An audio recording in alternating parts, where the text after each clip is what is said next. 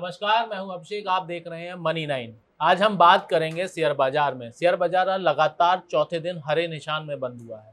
ये जो 4 दिन से लगातार तेजी बनी हुई है, इसके पीछे क्या वजह है और ये हमें आज की तेजी क्या संकेत दे रही है, इस पर हम बात करेंगे हमारे वरिष्ठ साथी संदीप ग्रोवर जी से। संदीप जी, स्वागत है आपका। बहुत धन्यवाद अभिषेक। संदीप जी, आज मेरा पहला सवाल आपसे ये है कि आज जो बाजार की शुरुआत हुई सुबह, तो वो हमने देखी, वो लाल रंग के साथ बाजार की शुरुआत हुई, लेकिन फिर अचानक दूसरे हाफ में अचानक से बाजार में खरीदारों को बिकवालों को पीछे छोड़ते हुए खरीदार एकदम से आगे निकल गए। तो इसकी ये क्या वजह थी और आखिर ऐसा हुआ क्या? अचानक खबर आई, ऐसा क्या हुआ कि बाजार अचानक गिरता हुआ बाजार अचानक खड़ा हो गया? आप जैसे कह रहे हैं ना कि शुरुआत तो कमजोरी के साथ हुई थी, उसके बाद हमने जो दूसरे हाफ में यानी कि दूसरे हिस्से में कारोबार के हमने बाजार में रिकवरी बनती हुई देखी। पहले एक बार आपको चार्ट दिखा देते हैं। जैसे आप कह रहे थे कि जो शुरुआत है वो आज कमजोरी के साथ हुई थी। जो पहला हाफ है, जो पहला हिस्सा है कारोबार का आज के दिन का, वो आप देखिए काफ़ी कमजोरी भरा था। हमने गिरावट का दौर देखा, लेकिन कारोबार के दूसरे हिस्से में आप देखिए किस तरह से रिकवरी शुरू हुई। उसके बाद भी बिकवालों ने दबाव बनाने की कोशिश करी, लेकिन आप हौसला देखिए किस तरह से खरीदारों का था। डे हाई के आसपास जो एवरेज क्लोजिंग है वो आपको 15,850 के आसपास की नजर आ रही है, लेकिन दिन के दौरान हमने 15,892 का स्तर भी एक समय निफ्टी में देखा। यानी कि जो क्लोजिंग है ये दर्शाती है कि बाजार बंद होते होते भी अगर खरीदार अपनी पोजीशंस को मेंटेन कर रहे हैं या खरीदारी कर रहे हैं, तो उससे उनका भरोसा, उनका जो एक बाजार के ऊपर एक यकीन है, वो कहीं ना कहीं दर्शाता है कि खबरें इस तरह की या मूड माहौल इस तरह है कि जो खरीदार हैं वो अब कहीं ना कहीं दोबारा कॉन्फिडेंस गेन कर रहे हैं। अब सवाल इस चीज़ का उठता है कि आखिर ये रिकवरी आई क्यों।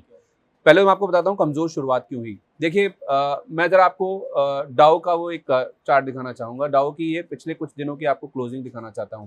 ये देखिए 16 जून को आप देखिए डाउ जोन्स में 30,000 के भी नीचे का लेवल आ गया था, लेकिन उसके बाद से आप देखिए एक हफ्ते में ही डाउ जोन्स दोबारा एक तो 30,000 का लेवल पार हुआ और 24 जून को आप देखिए 31,500 के ऊपर की भी क्लोजिंग थी।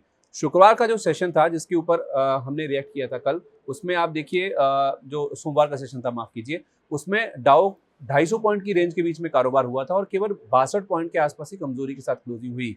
यानी कि आप इस चीज का अंदाजा लगाइए कि बाजार में जो पिछला बीता हफ्ता इतना अच्छा रिकवरी वाला था, उसके बावजूद भी अब बहुत ज्यादा बिकवाली नहीं देखने को मिल रही है। यानी कि हर लोअर लेवल्स पे जो खरीदार हैं वो बाजार में खरीदारी करने के लिए तैयार हैं, या तो फिर लोअर लेवल्स पे एक बाइंग इंटरेस्ट मार्केट्स में देखने को मिल रहा है। तो क्या एफआईआई भी इसमें खरीदारी कर रहे हैं या सिर्फ अभी डोमेस्टिक रिटेल इन्वेस्टर ही खरीदार बना हुआ है? देखिए, एफआईएस की खरीदारी आप उसका एक ट्रेंड होता है उसे एनालाइज करने का। एफआईएस की खरीदारी आप कभी भी देखेंगे तो कैश सेगमेंट में सबसे बाद में आएगी।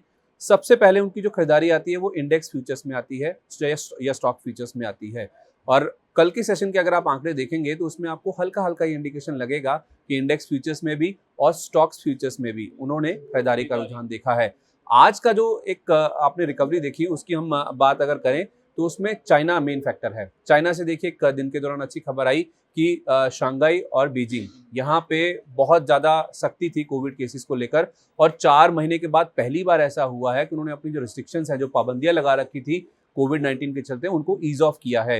इंटरनेशनल पैसेंजर्स हैं उनके लिए भी राहत दी गई है और धीरे धीरे जो चीज़ें हैं वो खुलती शुरू होंगी। ऐसा इसलिए क्योंकि 4 महीने के बाद पहली बार ऐसा हुआ है कि ये दोनों बड़े जो प्रांत है चाइना के, वहाँ पे जो कोविड के केसेस हैं वो 0 स्तर पर आ गए हैं। तो उस वजह से आप देखेंगे कि चाइना में जिस तरह से ये खबर आई, जिस तरह से, उसके बाद से आप देखिए डाउ फ्यूचर जो कि लाल निशान में थे, जिस वजह से हमने भी आज लाल रंग में शुरुआत करी थी, डाउ फ्यूचर्स में एकाएक 200 अंकों का उछाल आया। तो उसका इंपैक्ट हमने एशियन मार्केट्स में बनता हुआ दिखा, और जैसे एशियन मार्केट्स में रिकवरी हुई उसका इंपैक्ट हमने निफ्टी में भी आता हुआ दिखा, जिस वजह से दिन के दौरान हमने लोअर लेवल से एक समय तो 150 अंकों से ज्यादा की भी रिकवरी थी।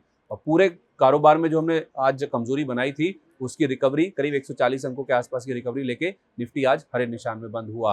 तो आज का जो मेन श्रेय है, बीता हफ्ता हमने देखा था जो रिकवरी हमने देखी थी वो इस वजह से थी कि गिरावट बहुत ज्यादा हो चुकी थी।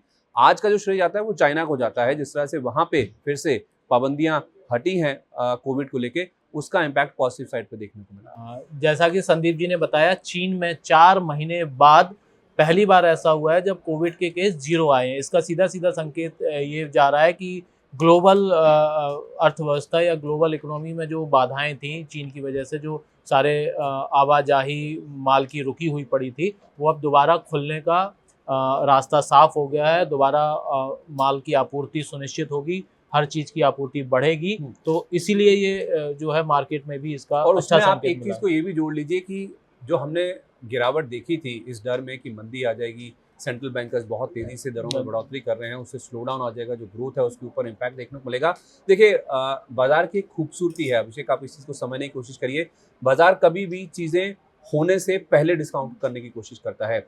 अगर हम ये कह रहे हैं कि यूएस या यूके में इस साल के अंत तक यानी कि दिसंबर या नवंबर तक मंदी आनी है, तो बाजार इस चीज़ का वेट नहीं करेगा कि मंदी आएगी तो उस चीज़ को अपने भाव में लेके आएगा। बाजार उसको पहले ही भाव में लाने की कोशिश करेगा। और कहीं ना कहीं अब जानकार ये कह रहे हैं कि जो इन्फ्लेशन का जो कंसर्न है, जो चिंताएं हैं, वो ओवरडन है, यानी कि जितना इम्पैक्ट इन्फ्लेशन की वजह से या दरों में बढ़ोतरी की वजह से होना है, वो बाजार कहीं ना कहीं ऑलरेडी बचा चुका है। जो हम पहले भी बात कर चुके हैं कि वैल्यूएशंस काफ़ी सस्ते हो चुके हैं, तो बाजार में गिरावट काफ़ी ज़्यादा हो चुकी है। अब मेरा कहने का मतलब ये नहीं है कि बाजार में गिरावट का दौर खत्म हो चुका है और यहाँ से तेजी मिलेगी। अब बाजार कहीं ना कहीं एक दिशा की तलाश में है कि जिस तरह की खबरें, जैसे आज चाइना से अच्छी खबर आई, आज हम लाल निशान में खुले थे लेकिन उसके बावजूद भी लो लेवल से काफ़ी अच्छी रिकवरी देखने को मिली।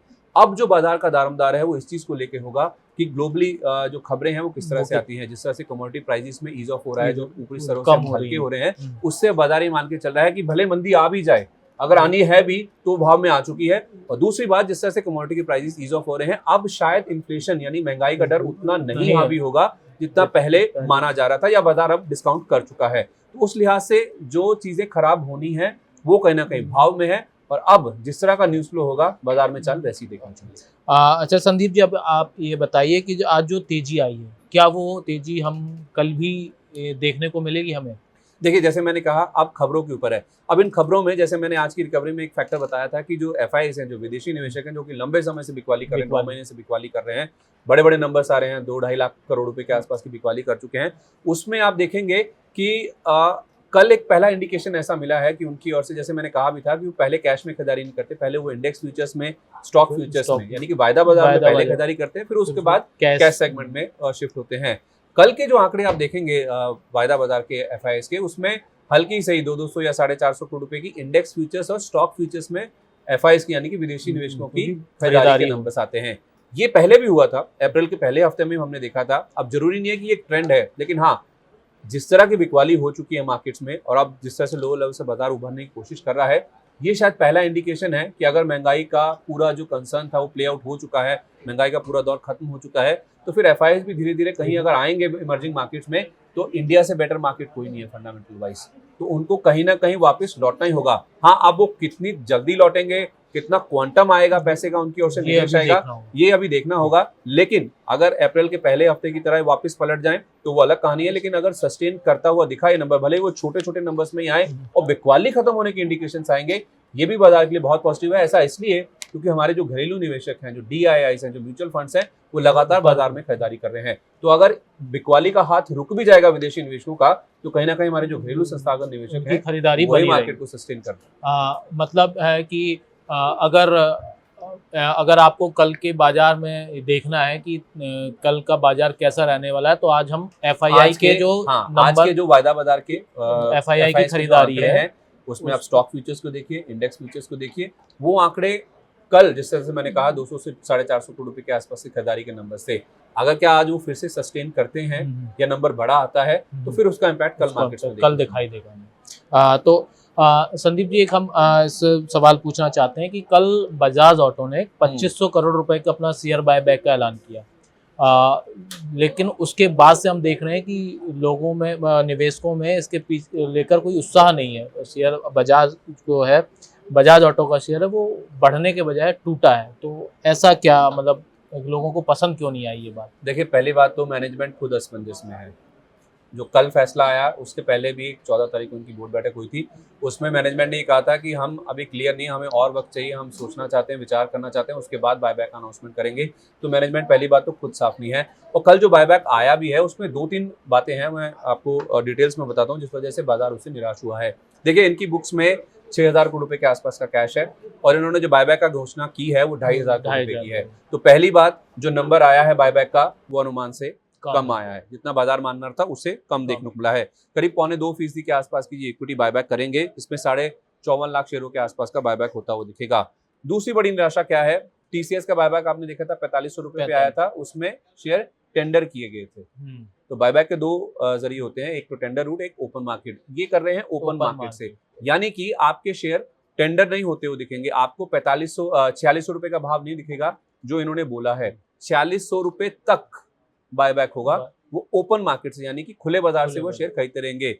यानी कि आप इसे इस तरह से समझिए कि अगर लगातार बजाज ऑटो अपने शेयर मार्केट से खरीदता रहेगा तो जो प्राइजेस में बढ़त आएगी, जो उछाल आएगा, उसमें आपको अपने शेयर बेचने हैं, मतलब फायदा लेना है। मैक्सिमम सर जो वो 4600 रुपए कैप लगा दी, ये कह रहे हैं कि हम 6 महीने तक बायबैक करेंगे, 4600 रुपए तक करेंगे, उसके ऊपर अगर शेयर गया तो नहीं करेंगे। हाँ, उसके ऊपर नहीं करेंगे, यानी कि वो सीमा तय है। और आप ये मान के मत चलिए कि आपको 4600 रुपए का भाव मिल जाएगा, जो स्क्रीन पे भाव आएगा, जितना ये खरीदते जाएंगे वो वहां पे आपको शेयर बेचने होंगे, तो ही आपको वो जो फायदा है वो मिलेगा, यानी कि जो आर्बिट्राज होता है वो अपॉर्चुनिटी आपको नहीं मिलेगी। ये बात होगी दूसरी, जिस वजह से कहीं ना कहीं शेयरधारक निराश होते हुए दिखे हैं। और तीसरा, जैसे मैंने आपको बताया कि 6 महीने का विंडो है, यानी कि जो 4600 मैनेजमेंट खुद मान रहा है कि 6 महीने तक 4600 रुपए का भाव पार नहीं होता दिखेगा। वैसे भी आप देखें, मैं इनकी कुछ रिपोर्ट्स पढ़ रहा था, जो ब्रोकर्स की रिपोर्ट आई है बायबैक के बाद, उसमें रिलायंस सिक्योरिटीज ने डाउनग्रेड कर दिया स्टॉक को। पहले बाय की रेटिंग थी, उसे सेल की रेटिंग कर दी है। सिटी लंबे समय से इस स्टॉक के ऊपर बेरिश है, उन्होंने 3400 रुपए के टारगेट के साथ बिकवाली का टारगेट मेंटेन किया हुआ है। एमके की रिपोर्ट भी आई, उन्होंने भी बाय से रेटिंग को सेल कर दिया है। 4250 रुपए का जो टारगेट था उसे घटाकर 3750 रुपए कर दिया है। यही नहीं, अफ्रीका में जिस तरह से स्लो डाउन है, जिस तरह से महंगाई पूरी दुनिया में है, जो स्लो डाउन है उसका जो इम्पैक्ट है कहीं ना कहीं बजाज ऑटो के एक्सपोर्ट्स पे देखने को मिलेगा। और ब्रोकर्स ने FY23 यानी वित्त वर्ष 2023 और वित्त वर्ष 2024 के लिए एक्सपोर्ट्स के जो अनुमान है वॉल्यूम के, उसमें 14 से 16% की कटौती कर दी है। यानी कि एक तो बिजनेस एक्सपोर्ट्स फ्रंट पे काफी ज्यादा दिक्कत में है, और दूसरा जो बायबैक को लेकर जो एक्सपेक्टेशन थे उससे भी कहीं ना कहीं निराशा हुई, और तीसरा ब्रोकर्स ने इसको डाउनग्रेड कर दिया। यही कारण है कि आप देखिए शेयर में इतना बड़ा बायबैक अनाउंसमेंट होने के बावजूद भी कोई ज्यादा उत्साह नहीं देखने को मिला। एक ऑटो सेक्टर से एक और खबर है हमारे पास। एक महिंद्रा और महिंद्रा को लेकर एनालिस्ट आज बहुत बुलिश हैं, इसकी क्या वजह है? देखिए, महिंद्रा एंड महिंद्रा में तो पिछले कुछ समय में आप देखेंगे तो लगातार खरीदारी का रुझान जारी है। आज भी शेयर में रिकॉर्ड हाई बनते हुए दिखे 1121 रुपए के आसपास की। देखिए, इसमें सबसे बड़ा इम्पैक्ट इस चीज का है कि इनका जो घरेलू मार्केट में जो एसयूवी का पोर्टफोलियो है ना, वो जबरदस्त कर रहा है। पिछले 3 ऐसे लॉन्चेस हैं जो कि जबरदस्त रहे हैं, और अभी जो इन्होंने स्कॉर्पियो एन लॉन्च करी है उसको लेके भी उत्साह बहुत ज्यादा है। और खास तौर पे जिस तरह का वो प्रोडक्ट है, 2002 में लॉन्च हुई थी। पहली बात तो 20 साल से लगातार आप देखिए उन्होंने अपना लगातार मेंटेन किया हुआ है, बनी हुई है। हाँ, मेंटेन किया हुआ है एसयूवी सेगमेंट में। और इनफैक्ट ये बड़ी गाड़ियां बनाते हैं, एसयूवी के लिए जाने जाते हैं। और जो प्राइसिंग आई है ना अभिषेक, वो बहुत इंपॉर्टेंट है, बहुत ही अच्छी कंपेरेटिव प्राइसिंग है। 11.99 से 19.49 लाख की इन्होंने अभी प्राइसिंग दी है। हालांकि ये पहले 25,000 कस्टमर्स के लिए ही है। अच्छा। लेकिन आप देखिए इसकी जो बुकिंग है वो 30 जुलाई के आसपास खुलेगी। 5 जुलाई से शायद इसके टेस्ट ड्राइव शुरू होंगे। लेकिन माना जा रहा है कि 2 साल की लंबी वेटिंग है। 2 साल का वक्त बहुत लंबा होता है ऑटो इंडस्ट्री की, जहाँ तक बात है।